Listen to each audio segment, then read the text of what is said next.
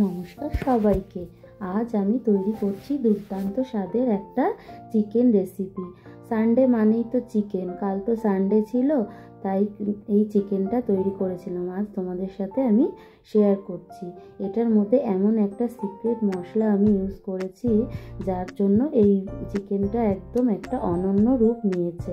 খুব দারুণ টেস্টি হয়েছিল এই চিকেনটা। চলো তাহলে এই চিকেনটা তৈরি করে নেওয়া যাক। তার জন্য আমি এর মধ্যে আলুই ব্যবহার করেছি, আলু দিয়েছি। তোমরা আলু না চাইলেও না দেবে, আলু না দিলেই বেশি ভালো হয় রেসিপিটা। তবু দুপুরে খাওয়ার জন্য বানিয়েছিলাম তো, তাই আলুটা ব্যবহার করেছি। আর দেখো, আমি সবসময় চিকেন রান্না করার সময় না আলুটা আগে থেকে একটু সেদ্ধ করে নিয়ে তারপর ভেজে নিই। তার ফলে কী হয় বলো তো, এই আলুতে যখন মাংসের সাথে সেদ্ধ করলে না একটা স্বাদটা খুব একটা ভালো হয় না। তাই যদি আলুটা আগে থেকে সেদ্ধ করে নিয়ে ভেজে নাও, আর নামাবার আগে আলুটা দেবে, চিকেনের স্বাদটা ভালো থাকবে বেশি। আর কড়াইতে সর্ষের তেল গরম করে পেঁয়াজ কুচি দিয়ে ভালো করে পেঁয়াজটা ভেজে নেবে। পেঁয়াজটা খুব ভালো করে ভাজবে, যত বেশি ভালো করে ভাজবে চিকেনের স্বাদটাও তত ভালো হবে আর কালারটাও তত ভালো হবে। পেঁয়াজটা যখন ভালো করে লাল করে ভাজা হয়ে যাবে, তারপর আমি দিয়ে দিচ্ছি এর মধ্যে 3 চামচ আদা রসুন বাটা। আর দেখো, বললাম যে সিক্রেট মশলাটা আমি ব্যবহার করেছি। তার মধ্যে নিয়ে নিয়েছি জিরে, ধনে, মৌরি, শুকনো লঙ্কা, গোটা গরম মশলা, আমন্ড, কাজু। আর গোটা গরম মশলার মধ্যে আছে এখানে লবঙ্গ, দারচিনি আর এলাচ। এগুলোকে আমি ড্রাই রোস্ট করে নিচ্ছি। ড্রাই রোস্ট করে ঠান্ডা হওয়ার জন্য রেখে দিলাম। দেখো, ততক্ষণে পেঁয়াজ মশলাটা ভাজা হয়ে গেছিলো। দিয়ে আমি এর মধ্যে একটা বড় সাইজের টমেটো এর মধ্যে দিয়ে দিয়েছি। টমেটোটা যতক্ষণ না নরম হচ্ছে ততক্ষণ ভালো করে ভেজে নিলাম। নেওয়ার পরে এর মধ্যে দিয়ে দিলাম লঙ্কা গুঁড়ো ঝালের জন্য। আর সরি, এটা কিন্তু ঝাল লঙ্কা নয়, এটা ছিল কাশ্মীরি লঙ্কার গুঁড়ো। এটা তার জন্য কালারটা ভালো আনার জন্য। তারপরে দিয়ে দিলাম চিকেনটা। এখানে 1 কেজি পরিমাণ চিকেন আছে। এবার চিকেনের সাথে ভালো করে মাখিয়ে মশলাটার সাথে একটু লো আঁচ করে ঢাকা চাপা দিয়ে রেখে দিলাম। এবার দেখো, সেই সিক্রেট মশলাটাকে আমি শিলে গুঁড়ো করে নিচ্ছি।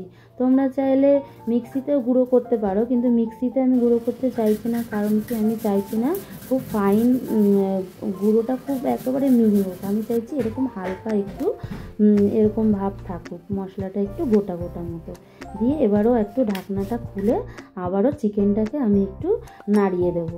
এইভাবে চিকেনটাকে অল্প ধিমে আঁচে ভালো করে কষিয়ে নেব। যত ভালো করে চিকেনটাকে কষাবে, চিকেনটা যেমন খেতে ভালো হবে তেমনি তার কালারটাও দুর্দান্ত আসবে। আবারও ঢাকা চাপা দিয়ে কিছুক্ষণের জন্য রেখে দিলাম। এইভাবে ঢাকা চাপা দিয়ে দিয়ে তোমরা কষাবে। দেখো কি দারুণ কালারটা এসছে আর তেলটাও ছেড়ে গেছে। এবার এই সিক্রেট মশলাটা দিয়ে দিলাম। মশলাটা আমি পুরোটাই ব্যবহার করেছি, অনেকটা চিকেন আছে তো, আর আলু দিয়েছি তার জন্য। এবার মশলার সাথে চিকেনের সাথে আর ওইটা এবার দিয়ে দিলাম একটা গোটা রসুন। এবার ভালো করে একটু কষিয়ে নেব। যত ভালো করে কষাবে, দেখো তেল ছেড়ে এসছে। এবার দিয়ে দিলাম ভেজে রাখা আলুটা তো মোটামুটি সেদ্ধ করাই আছে, আর তারপর ভেজে নিয়েছি, খুব একটা সময় লাগবে না। মশলার সাথে, মাংসের সাথে, আলুর সাথে ভালো করে মিশিয়ে একটু নাড়াচাড়া করে নেব। নাড়াচাড়া করে নিয়ে তোমরা চেষ্টা করবে আলুটা না দেওয়ার। আমি আলু দিই না, আজকে দিয়েছি। এবার একটু জল দিয়ে দিলাম, কারণ কি মশলাটা ভালো করে আলুর সাথে মিশছিল না। ভালো করে মশলার সাথে আলুর সাথে মিশিয়ে নিয়ে দিয়ে দেবো এর মধ্যে আমি একটু জল। তোমরা একটু পরিমাণটা বুঝে জলটা দেবে, যতটা তোমাদের মনে হচ্ছে যে মাংসটা সেদ্ধ হতে যতটা জলের প্রয়োজন, ঠিক সেই মতন জল দেবে। আমার না আজকে রান্না করতে গিয়ে জলটা একটু বেশিই পড়ে গেছিলো, এতটা জল দেওয়ার কোনো প্রয়োজন ছিল না। আবার সেই জলটাকে আমার শুকোতে হয়েছিল। আবার একটু ঝোল হয়েছিল, ভালোই হয়েছিল, কারণ কি আমরা তো ভাত দিয়ে খেয়েছি, এটা রুটি দিয়ে খেলে কিন্তু দারুণ লাগে খেতে। এবার দেখো, ঢাকনা দিয়ে আমি কিছুক্ষণের জন্য এটাকে সেদ্ধ হতে দিলাম। আর দেখো কি দারুণ যে কালার হয়েছিল না। আর তোমরা আমার কথা শুনে এই মশলাটা দিয়ে একবার রান্না করে দেখবে, দারুণ খাবে। এত ভালো হয় না যে তোমাদের বলে বোঝাতে পারবো না। আর দেখো, এবার কিন্তু একদম রেডি। দিয়ে দিলাম উপর থেকে কুচানো ধনে পাতা, আর দিয়ে দেবো একটু 1/2 চামচ মতন ঘি। এই ঘিটা কিন্তু তোমরা দেবে। ঘিটা দেওয়ার ফলে না যে মশলাটা ভাজা মশলাটা দিয়েছি, এই ঘিটা দেওয়ার ফলে দারুণ একটা স্বাদ আনবে। ব্যাস, তৈরি হয়ে গেল দুর্দান্ত স্বাদের চিকেন রেসিপি।